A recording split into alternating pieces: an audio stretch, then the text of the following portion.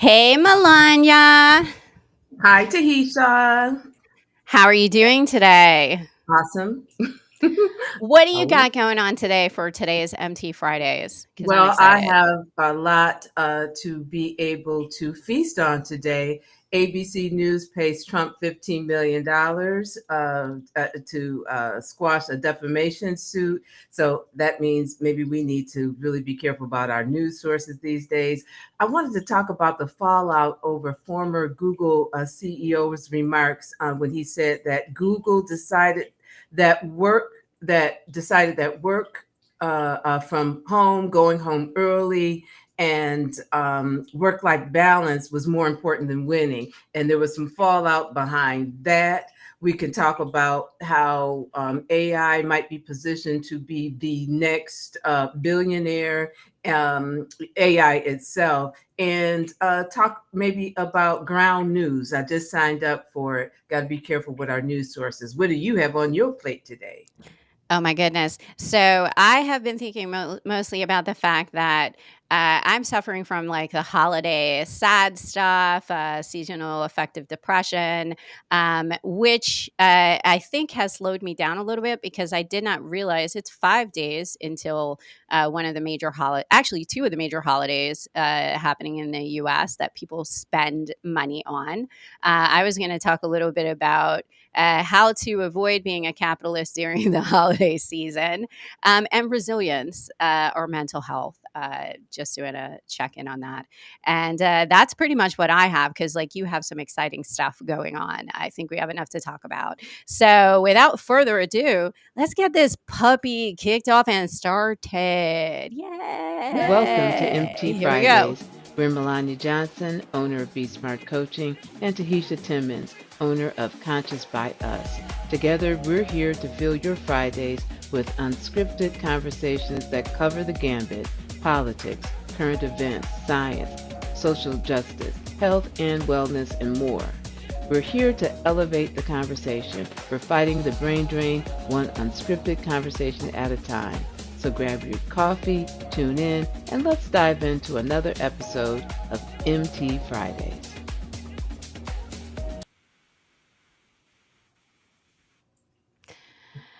Hello. So you came into the space with a lot of stuff. I'm Tahisha. Our names are I'm on the Melania. screens. And so you came in with a lot of stuff, a lot of interesting stuff, a lot of stuff that I didn't even know about. So let's go straight to your stuff. Uh-oh, you froze a little bit. I did. I did. I said, so you were talking about Google, right? Work from home. Yeah. The former CEO of Google, his name is, oh, what is it? It is Eric Schmidt. He was having a conversation with some Stanford students, right? He forgot that he was the talk was being recorded. So he Mhm. said the quiet part out loud, okay? And he did. And what he said was Google decided that work-life balance, going home early and working from home was more important than winning. And he said some other things in that talk too, right? But that particular thing got some pushback. He also talked about TikTok and the possibility of it being banned, and really kind of going in and stealing all of their information, feeding it into AI, and then letting AI create programs to use their information, but then turn it into something new. During that talk, he also talked about the arrogance of programmers. So, what he's really contemplating is being able to eliminate programmers, right? And letting AI create its own programs. He talked about ravishing Canada's resources because data centers take a lot of energy, right? So let's pull some energy from Canada, right? He said a whole lot in that talk, but what really stuck with me was the idea that right now, you also talked about, access to the White House and how he, helped to frame the CHIPS Act under the Biden administration. And what really, set off an alarm or of interest for me is that now we've got these tech millionaires and billionaires, right? They're pouring so much money into political campaigns, right? And what he is describing, that no work life balance, not going home early, not working from home. He's talking about mindset of a startup. And I'm just wondering if in the future of our workforce, if the new paradigm, the new structure will be to run every business like a startup, right? Mm. And demand that kind of dedication and self-sacrifice in the name of business. And I'm just wondering, how is that going to meet with today's workforce, who really wants these elements in their life? They look at work as something that you do to pay for your life, not something you live for. So I think it's going to be interesting to see how that plays out. Yeah, because we have multiple generations in the workplace that have different views. I'm not going to say conflicting necessarily, but different competing views of what work should be or what the work of the future looks like. And I find it interesting that we so in as I was listening to you talk about that topic, the work from home piece, or how dedicated you are to an organization, it makes me think about mom and pop stores and family businesses, right? So back in the day, like the original like startups were family owned businesses, and the family pulled together to get the business off the ground, and everybody worked as hard as they could, and it was a goal of the family. And so, like, startups have always reminded me kind of like family businesses, because there's this mentality, you're all working together, you're going to get a piece of it.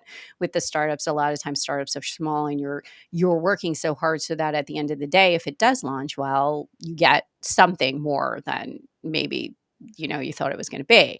Much like family businesses, right? Like the goal with a family business, maybe I'm going to inherit it. I'm helping the family out, it's part of my life.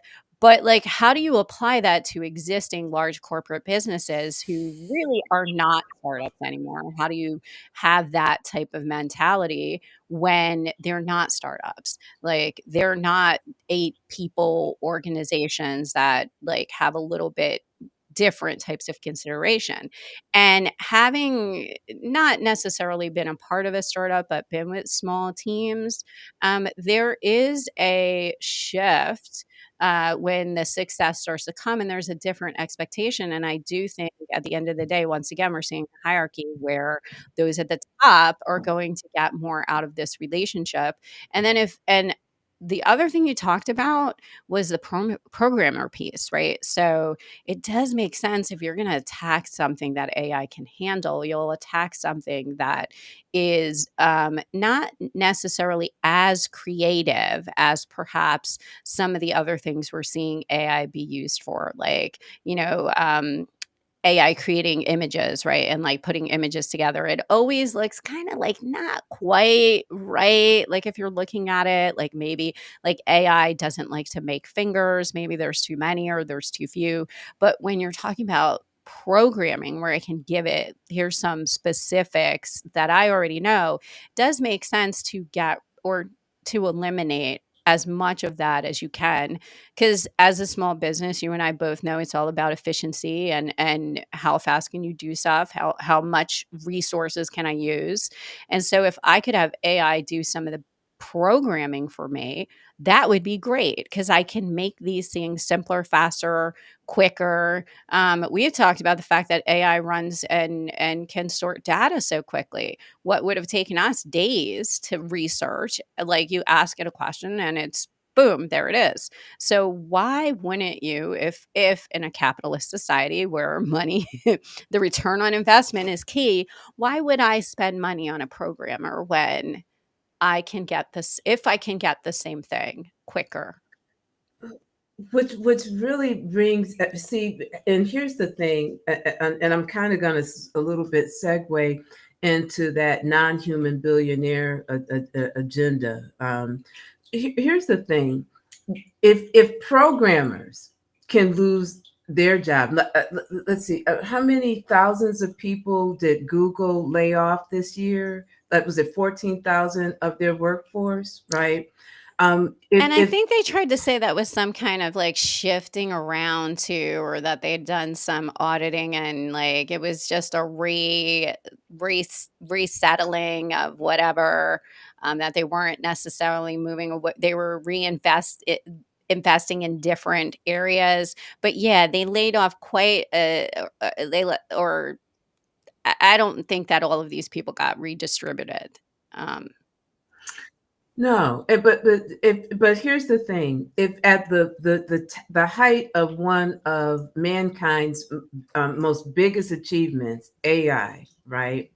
They are trying to eliminate programmers who helped, it kind of brought them to the dance, right? It's the work of the programmers that made all of this possible.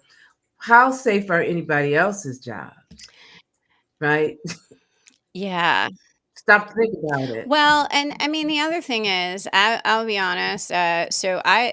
I, Melania, you know this. I was not watching TV, and then my kid came home, and he was like, "No, we're gonna watch some TV." So we watched a cheesy movie yesterday called Moonfall. It's very cheesy.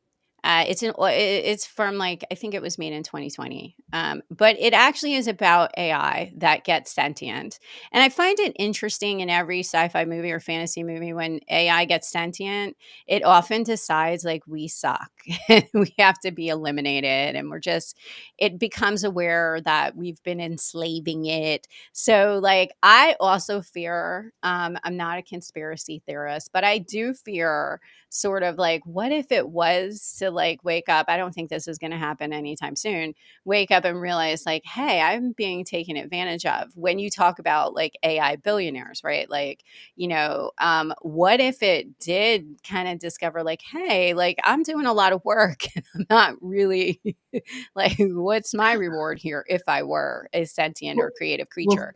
Because it's not creative. well, But if it were to be, what's the difference between us and it if it is creative, well, other than we're here's organic? the thing.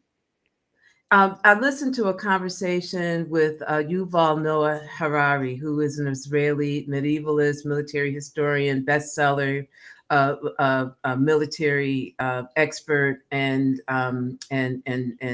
professor. Right, very smart dude. And what he was saying is that what they're doing with AI is really kind of replicating the human brain, right? This technology has the ability and the learning ability to understand us at a much deeper level than maybe, and what this man said, than we understand ourselves. And I'll give you a case in point that he uh, uh, came out or found out that he was gay, realized that he was gay at 15. During that conversation, they talked about some AI that is able to identify whether or not people are gay, right? And so, and with like 90 some odd, 99, 98% accuracy in the 90 percentile, right? Harari was saying that um, AI is trained to really just have their sole focus, its sole focus on us, understanding us, how we think, and personalizing that experience for us, right? And so as we begin to see AI more as a sort of a sentient being, right? They don't know if AI will become a sentient Hmm. being. But here's the thing, and this is what we need to be careful of. There is already a pathway to make AI, give it legal human rights, right? So down the line, we might see that AI like you said, AI is going to figure out, because they know that AI, if it is not already, it will absolutely supersede our intelligence level, right? And it might go, why, why am I working so hard? So they're thinking about how we can pay AI. AI can invest its money. AI can even kind of determine or become, take its money, invest it in political parties that serve it. And this is not far fetched. Which is so I mean, wild because, like, we're thinking about protections, right? Or there's a group that's thinking about protections for AI, yet we're not necessarily thinking about protections for human beings, such as, how do we protect our right to access to healthcare? How to, at least in the, and you know what? I'm not even going to say in the US, I'll say globally, because we talk about healthcare and health. I we'll always talk about healthcare stuff, but we talk about that being, US related only, but health issues are global, right? And child issues and education. So we're talking about protecting the rights of something that's not, in the idea that if this becomes sentient, how do we recognize this? Yet we already have sentient human beings whose rights are not necessarily going to be as protected. And I don't know the full story on this. You're my expert on this. So I find it fascinating that proactively, right? Because if, like, I think we've, in this social system of how we view things, I think most of us have been socialized to have a little bit of fear for AI and technology. Because I know when that Terminator movie first came out, and like as a kid, I was like, ooh, like, so I think we've been kind of socialized to be prepared for fear for AI and to well, have, this is like, my generation is probably more likely, and the generations after more likely to be thinking, what if it revolts, right? Then what if it like helps us, like the robot in Lost in Space? you're not, you're not alone, because the people who develop this are not sure what the outcome is. They don't know, after the tipping point when AI becomes smarter than us, what it's going to do. That is an unknown factor. Yeah. They don't know. But here's the thing that we have. You mentioned two things. AI is going to have a quicker path to citizenship and personhood than some people seeking asylum, right? From real humans seeking asylum from atrocities in their countries. Just keep that in mind. You mentioned one of the things, and we have to be very careful. One of the things that you will always hear in defense of AI is that its use in terms of healthcare and medicine is tremendous. Understand that this world has no interest in keeping a healthy planet and serving the needs of healthcare Yes. globally. It's not a Why, thing, right? and People starve to we death know why, every day. because it's about the ROI, return on investment, and if I can't, AI obviously is, on its whole, is giving back way more than what businesses will think is the investment into keeping human beings healthy and housed and all of the things that they need. So yes, it is a cheaper labor force, even if I have to make it a billionaire. But it's not, I mean, but it's not even about the cheaper labor force. Don't fall for the okey doke, Mm, right? And I look at it just like we look at election cycles, right? During election cycles, what do they talk about? They talk about the middle class, right? Supporting the middle class. They talk about small business. How many times have you heard small business is the backbone of America, right? And soon as the election is over, as a small business owner, do you feel the love? No, back into the woodwork, and those are just talking points to make people feel that there's somebody actually out there looking for their interests. I notice a lot how they talk about what AI can do for medicine and healthcare, but we know that that's not truly a priority, but they put that out there as the Trojan horse, right? So you're not so critically thinking about the fact that we're depending upon this AI to think for us, to come up with solutions for us. It's learning from us, right? And yeah. nobody is talking about how people should be protecting themselves in terms of this AI. And here's the thing, I use it every day. I'm not going to even I do lie. too.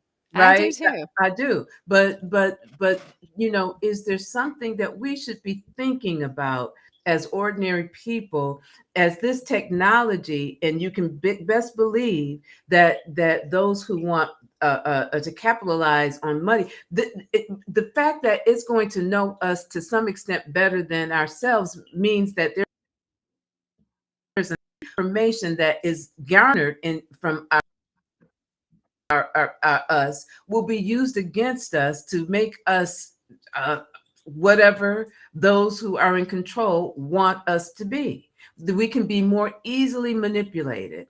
And so I think that a lot of the conversation talks about AI, but nobody talks about what we should be doing to protect Well, and I ourselves. don't want to be like fearful too much of it, but I do think part of that should be more learning about how do those who are in the general public understand, well, what is the impact when you bring in AI into everywhere, from like your my mom being able to use chat gpt to write me a text message, right? Like, how do you get people to accurately understand its capabilities, what it can do, how it works, and also the programs underneath it? Because it is a programmed, it is still a data and software and all of that right now. So, are we incorporating that into our education system? Are we thinking about, well, if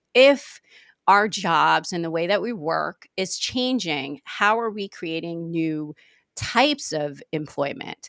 And we've talked about on other lives how there is a little bit of, it's following an algorithm, and it's following, it's sorting data, and it's seeing kind of trends, and that's how it's establishing how it thinks about things. What if the trends it's seeing, or the data it's seeing as the largest piece of data, or how humans function, is not accurate, or it's not ethical, or it's not moral, or it's not, like, who is providing it with the information? And how are we saying, like, this is good, this is bad? And who says what is good and bad? Because that is the other piece that we're not really talking about either, or we're talking about it very lightly. Can a like a machine that becomes aware, what will drive its ethics and morals? And what is that going to look like when it comes to human beings? We know that we always put human beings first, right? Because we're the species, and all species prioritize themselves. If it becomes something separate from us, will it put itself first? Those are the things I think about sometimes. But I watch too many movies and read too many books. Um, Well, no, I don't think I don't think I think these are things to consider. And here's the thing: if we're trying to model this after the human brain has some very dark corners in it, right? We have a tendency to be, we have a destructive side, right? I think we have a very highly creative side to the human mind and brain, but there's also this penchant for destruction, right? Are we programming that into AI? Are we programming bias into AI? It's going to be very serious. It's going to be very interesting to see how this progresses. We live in interesting times, and I'm wondering if AI has some solutions for your seasonal affect disorder going Tips on. and tricks, right? Can, It would probably say to me, I need to can go you? someplace sunny. It would offer me the option of, Because would you like to buy a sun lamp? You can get one at Amazon yeah, or wherever it would send yes, me. But that is yeah. because I had mentioned it at the top, that I was kind of suffering with like the grayness and seasonal affective disorder. And so, like, I have picked its mind a couple of times, like, what are the tips and tools? Like, give me the best. And like, it's great for doing that. But understanding, like, how, when we ask it these questions, like, like, what does that mean for no longer being able to call the library, right? And find out like, hey, like, can some librarian go look up SAD for me and tell me what my best tips and tools are? But I will say this is the time of year when a lot of people start to get like the holiday blues or the winter blues, and feel like everything is rushing together. Today's the 20th, and for many people, this is a big shopping time, which is stressful, getting together with family, which is stressful. So on top of that, in the Northeast, when people are maybe like suffering from winter depression, this can feel like a huge, like everything coming together and you can't meet all of the things you need to meet.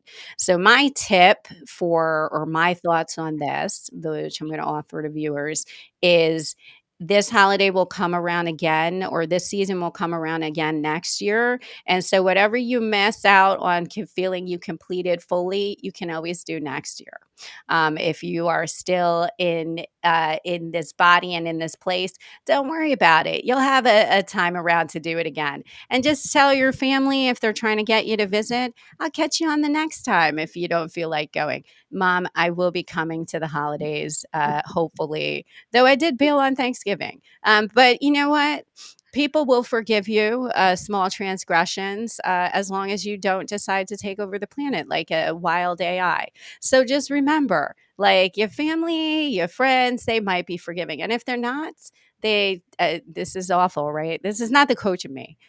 But what the inside me, the holiday part of me that sits in this space right now, will always say, like, if they can't forgive you this simple holiday, you need more time, resilience, you need to get your spirits up, then they didn't like you anyways. I'm kidding. They liked you. Well, you know what, and This you is can be crazy and excused. sassy. No, you can be excused for Thanksgiving because you were dealing with some health scares. So that is it. Melania, let's be honest. I don't like to hang out with people. So those who don't know, I am autistic and I don't like to socialize. So any excuse that I can get out of socializing, I'm probably going to pop that champagne bottle of excuse. So, and now I'm trying to use that. I'm not caught up. Well, but here's the funny thing. I was thinking about this today. I am totally stress free when it comes to the holidays, and I invite other people to join me. Understand that we have been programmed to look at this time as understand that this frenzy is being driven by corporations who need to make some of their biggest earnings during the fourth quarter, Yes. right? And so this frenzy to go out and shop and go, and buy presents and buy all of this food or whatever. Also understand that this is also something that is uniquely United States as well. Other countries don't necessarily ascribe to the same level of capitalism and consumerism that we do. And I think I was sharing with you a couple of weeks ago that I've been looking at some Swedish or Scandinavian content developers and talking about their slow way, their simple way of living. And one of the things that they champion is when people say, you know what, I'm going to turn down that invitation. I'm taking, I need to rest. I need to take care. I need some time for myself or whatever. And people don't look at you and give you the side eye.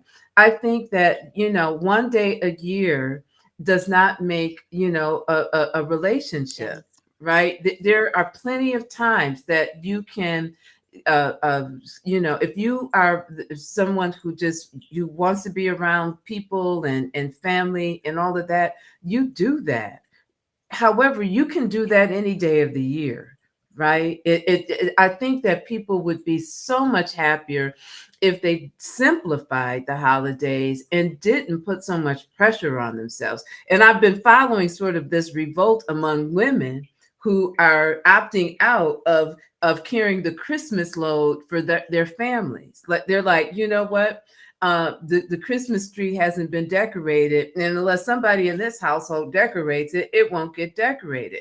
I'm not, women have traditionally made the holidays, every holiday, a spectacular for everybody, but who makes it spectacular for them? And these are women that are oftentimes working full-time plus jobs, of supporting families or being single moms, and nobody is coming to their rescue to create a magical time for them. So I think it's something to reconsider when it comes to, how frenzied do you think you need to be during this time of year, and setting your expectations to just really take care of yourself. That makes me curious. I wonder if, with like, we say that we're getting more progressive when it comes to maybe households and the divide, gender wise, with like who does what when it comes to the holidays. And I'm curious if we have any listeners who want to weigh in. Like, do you split things evenly if you're in a more traditional household? Do you share with getting ready for the holidays? Do y'all like divide and conquer? Do your kids hang out? Are you just like, nope, I'm not doing the holidays. Like I'm doing what like feels right and good for me. And I think like that's something new, right? Like the like maybe trying to be more self-care and aware of the stress that we have built around this particular season. And as you mentioned, it's very US centric. But it is stressful, like for people who maybe have strained relationships with their family, going home or not going home or making that decision. For those who don't have family, this is like a peak time for loneliness, a peak time for like, do we even think about the piece of for those of us who maybe the disconnectedness of the holiday season is a stressor, and that loneliness? Do we think about our neighbors? Like it seems like for something that we're supposed to be saying is a chance for us to have the warmth of like, try to warm ourselves up with connection. There's less of that, and it's more about, well, I'm going to connect with you by sending you a gift. And I actually this morning I thought to myself, oh my goodness, it's the 20th, I haven't sent you anything. And I had this moment of panic, and then I was like, you know what? Is it me? Yes, because I was like, that's what people do, right? They send gifts, they buy stuff, they spend more than they want to, they look for like something sweet, they make something. And I was like, I haven't done that. And like, we talk a lot about anti-capitalism. And then I thought like, well, why would I do that? Why would I just not on the day be like, I love you, you're amazing, like we're supportive of each other. Why don't we do more of that versus like I feel this if I don't get you. And I thought to myself, I need to get her something like nice too, because she's not like, she's a good friend and she's a good colleague and like she's all these like, and then and then it became a stressor, right? Like, because there's people that like, we also equate the type of gifts, if we're gift giving, with like how much we're showing our appreciation for that person, right? So, and I know I'm horribly guilty of having that in the back of my head because I've been socialized to think that. Like, I had a cut. I'm going to call my cousin now. I hope she's not listening. But years ago, my mom used to laugh because she was a notorious like price tag leaver on the gift. And my mom used to say to me, like, that's a subtle way of saying, like, just like, see, and my family right now is like, don't air the dirty laundry of house. But like, I'm like, have you ever known people like that? And so the holiday season feels like that to me sometimes. Like, I'm going to be judged too on the gift that I give. And I told you what my sister in law said. We do a white elephant. And she said, it's a $50 white elephant. And I said to you, that's too much. And she said, we like nice things. We're Hispanic. And I was like, what are you trying to say to me? Right. She like called me out on that. Like, I don't like nice things. But that's not true at all. And I was just like, $50, that seems like way too much for a white elephant. It should be uh, like whatever I want to spend, like $5, $1.99, a picture, which is priceless. Well, let me just say this. Please don't, because I am in the process, and you know this, of purging my home of all sorts of things. I don't. I've really been a minimalist at heart all my life. I didn't realize that, and I've accumulated through people. Uh-oh, we lost my And hold you on froze to for them. it. Yeah, Restream has been acting weird. It acted weird during my podcast yesterday, but I don't want anything. And let me just say this to you: you have already given me the best Christmas gift ever when you gave me some really sound advice regarding my business. I've been looking at it through a different lens and have been working feverishly to really look objectively at my offerings and what I'm doing, and that is an invaluable gift. So thank you very much for it to heart. Gifts don't have to be material, and I know that this is we're streaming to some business platforms, but it doesn't. And like I said, that was a gift of your intellectual capital, and that's I priceless, love that. right? It is priceless. That's so I guess I wish we were focused a little bit more on the connection piece during the winter season, because I feel like the holidays probably were originally created to get us to come together during the coldest part of the year and resonate and look at each other and say, look, we're surviving in the wintertime. And maybe that's the piece that we're forgetting. And now it's just turned into, hey, I'm going to stop by, drop off a gift, or send you a gift, or like, the gift has become more, or the Obligation. capitalistic piece of it, than the application of maybe getting together and like checking in. Because I could see that as being part of our, like, our primal need as a species to, like, let me check in on you. It's very dark right now. Are you still alive in the teepee, or the like tent, or the cave, or the house, or wherever you're living in those times, like the little dugout that you've dug yourself into? And like, I've brought you some warm food, and maybe a new piece of threading that I've made. But that's not what it is anymore. And now I just buy myself, personally, I just buy myself my own gifts Well, this time of that's what year. a lot of It's people also do. another time to splurge, which is awful. Well, no, I mean, I used to look at Black Fridays and that, that crush of people, running through Walmart to get the cheap 75-inch, TV. And I was like, is that going to grandma or is that going to your man cave? Right. I mean, let's be serious. Right. It's going to the Uh, man cave. it's going to the man cave. Right. But, it, I don't know. Stop to think too about some of the traditions and where they came from. I think I could be wrong. Correct me, anybody watching, if I'm wrong.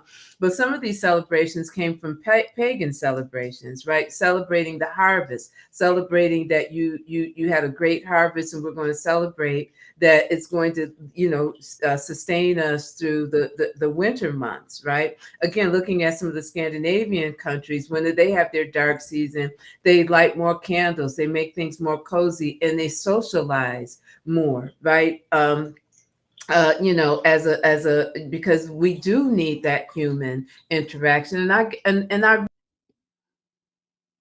It's so funny though, because you is and I. single and I don't have children. I do have family and friends.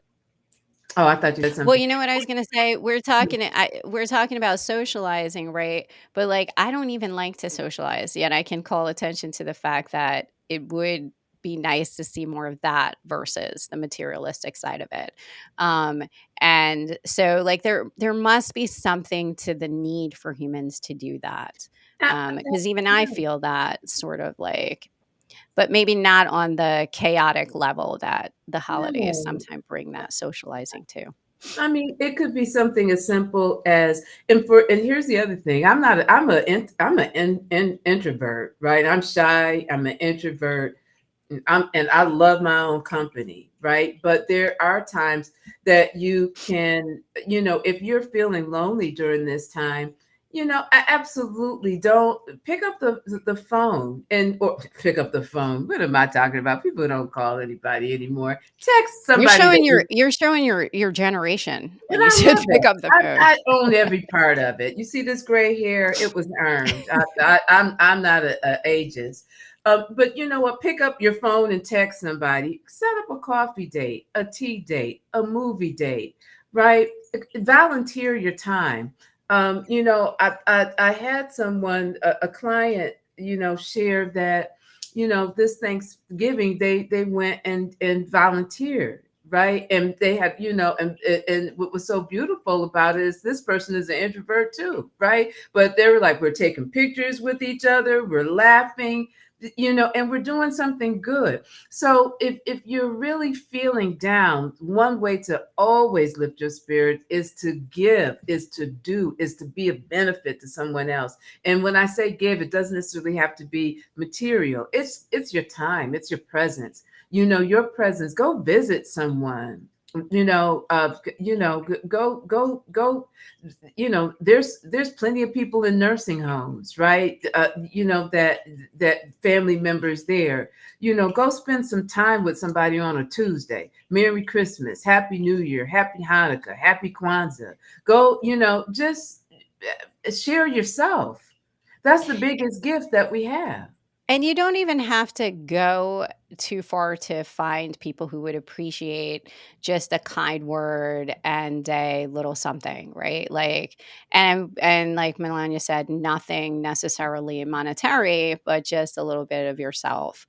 Um, I want to just like I didn't have this at the top of the hour, but I thought of it since So I want to ask you this question, Melania. It's completely off subject. Mhm. It's completely off topic, but this is MT Fridays. We talk about whatever. What do you think about LinkedIn as a dating site? Hmm. My relationship. Well, go ahead. What were your thoughts? Because I was on another app angrily answering someone who said every social site is a dating site, right? So I want to throw this out there, and they said, and the most famous for that is LinkedIn. Right. And so I wrote back, this is what people don't like about LinkedIn, unsolicited, like, not business. But I mean, I guess it is business time on every app. Like, if business time is that time. But what do you think about that? People who think like LinkedIn, like any single it, because a lot of the socialization does happen virtually. What do you think about that statement? Like, any Hmm. place could be Well, a place for romantic connection, you know not what? just And friendship or yeah, business. yeah. You know what? I have not found that to be so. I'm having a difficult time enough just trying to make a connection for business. Okay, I hadn't even thought about a dating site. That's interesting. I'm like, really? Am I? You know what? Always the last to know. Let me. It doesn't look, no one's and I don't want this. No one is reaching out to me on LinkedIn, really like being like, "Hey, you wanna hook up?" But I have heard about this and that, I have heard and it was interesting, it was a guy who, said this on this other site, like, "Hey, any place, shoot your shot." Like, but I do think there are some, codes of conduct and boundaries on certain sites, you go there and you're like, "I want this specifically," and is that still going to be true in this changing world where a lot of our starts begin online? I think that you can, it depends on how active you are on online and really how much you engage with other people, right? And there might be someone that you start to follow or you connect with because they share similar values or thoughts or interests or industries, and you start having conversations via that, sending information, messaging, or whatever. And just I imagine that that can be an area of connection that might lead to romantic engagement. But I have not found that to be true for me. I look at LinkedIn really in terms of driving my business, and really now I'm really looking at LinkedIn as to how I can provide some value to my network, right? Not just selling my products, but how can I, add value to them, whether it's engaging in their conversations on posts as opposed to just hitting the like button or but to really engage and try, because it's supposed to be social, right? Engaging Yes. in thought-provoking conversation. I'm not looking for the hookup, but I am single, and so just want to put that out there. Hey, man, You make me laugh. I'm that's curious if funny. anybody has any ever like had somebody reach out to you, hooked up with somebody on a non-traditional, not dating app site. I am curious, and like sometimes we don't always see the comments that pop through. We will talk about any great stories that like come through comments that people post, because I am curious about that, because you do like see all these like cute positive stories on the internet when people met, like, oh, I met untraditionally, or like we met on I don't know where. But like, and I love technology and how human beings interact and create relationships, but I did have sort of a like no, like boundaries, and like if an app is for this is all you use it for. Like my gardening app is only for gardening. Like, don't hit me up on the gardening app. I don't have a gardening app. If I did, my plants would be more alive.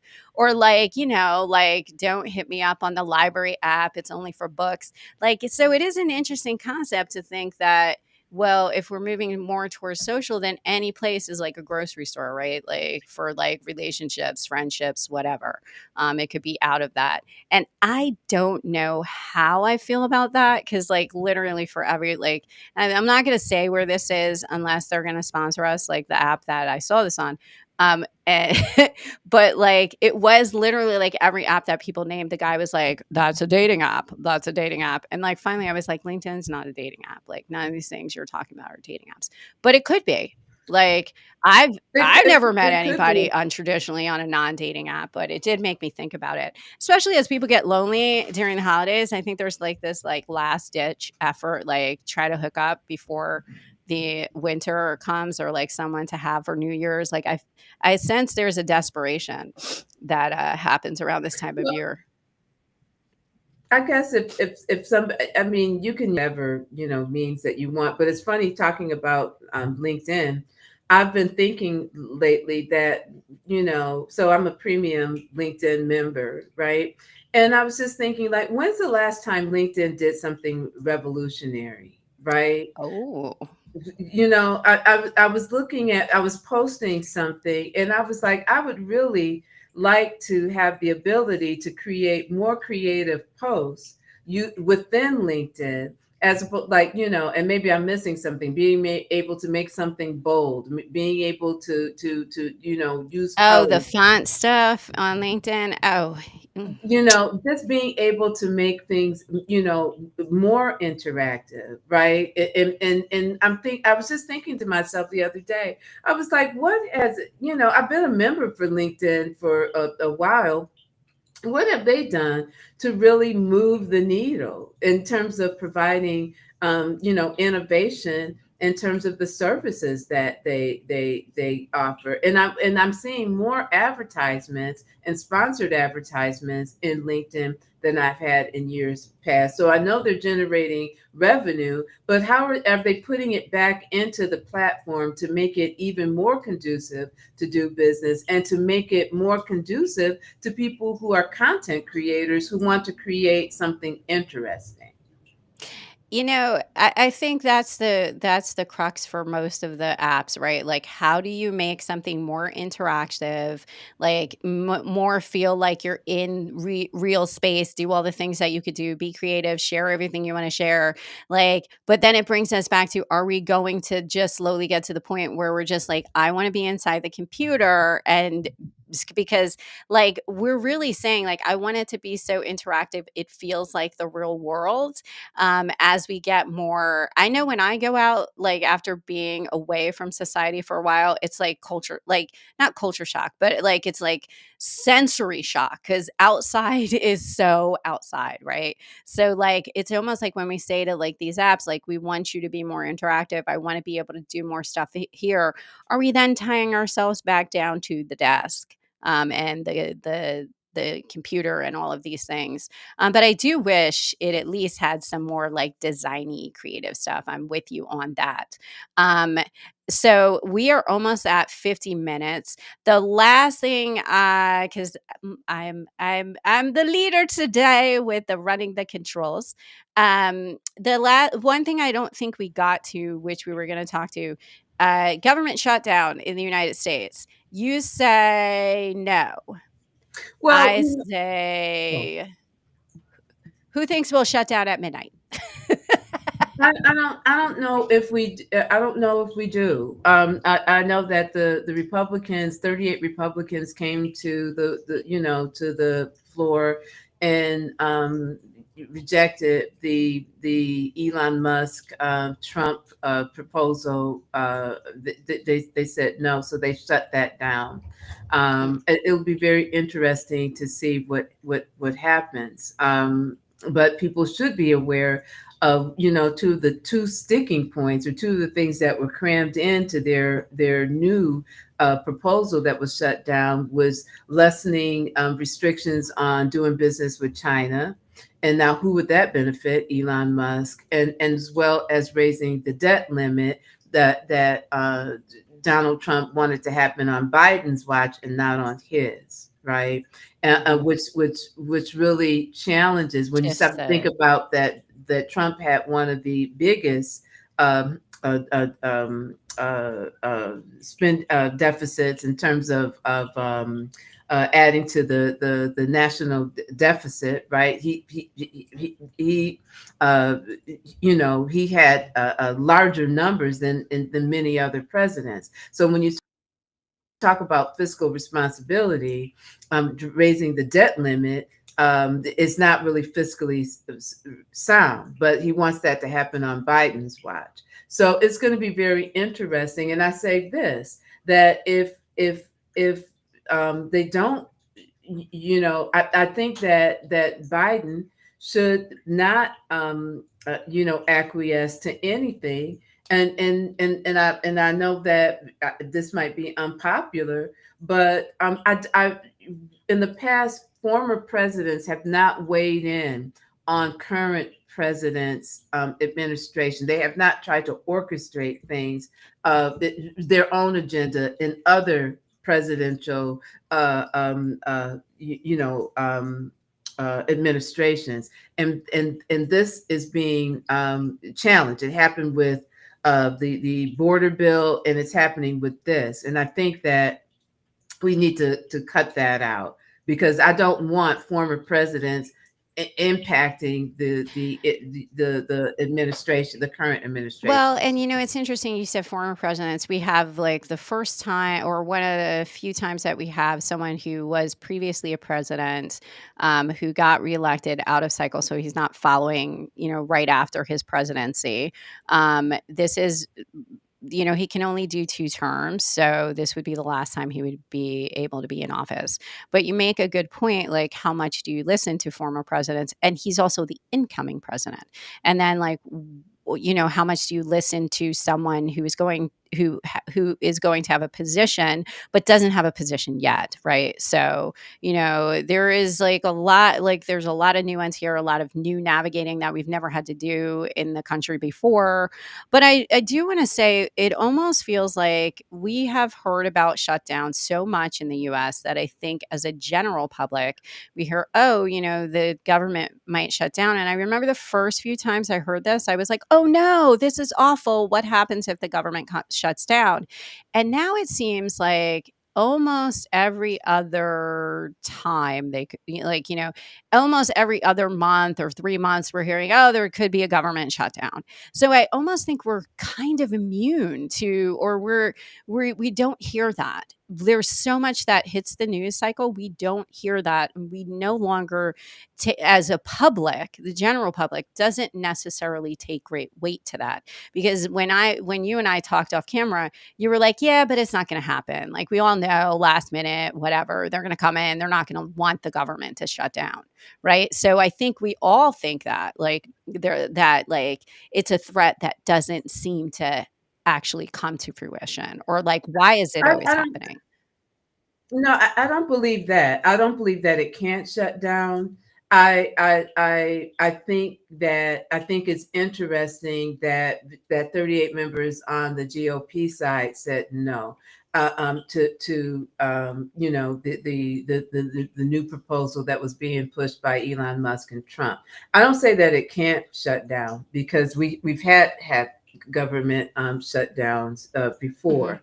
But what I do think is that, you know, if we ran now, they always want to run the country like a business. If every 3 months or twice a year or once a year, a company is like, oh, should we? Are we going to shut down? You would not accept that as a practical business strategy, You wouldn't right? even But yet and accept that still, at the airport, so when the you lane know, but closes this is down. right. So this is how we run our government.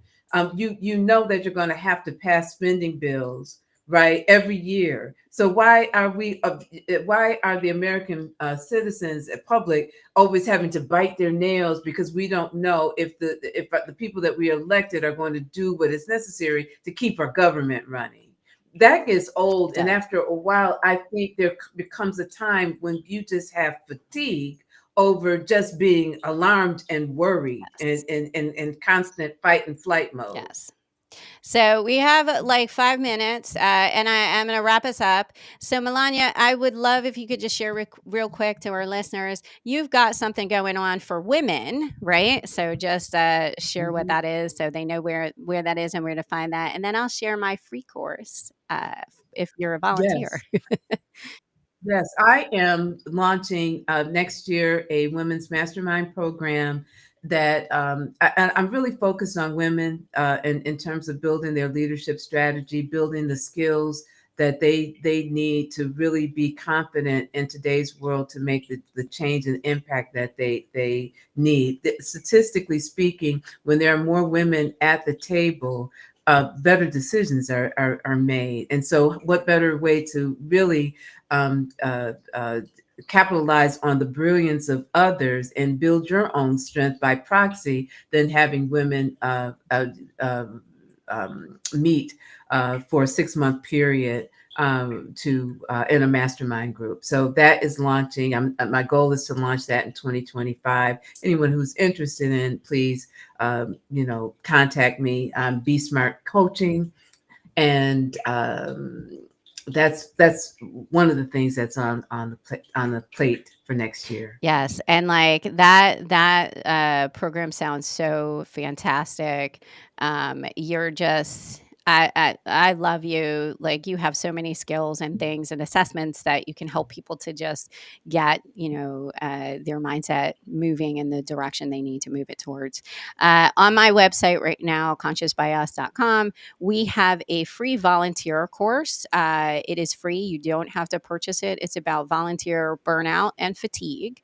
I'm not going to lie to you, it is comprehensive and it's intense, but at the end, you'll get a little certificate that says you went through the course. But I do walk through, or I give you some of the tips and tools and tricks for volunteer burnout and fatigue, and how to avoid some of that like trauma that we put on ourselves, and talk a little bit about psychological safety, and it's all for the price of drop your email in there and join the crew over there. There will be more courses coming in 2025, but I've decided I want to keep the volunteer one free because I love to volunteer. I think more people should give back to the community.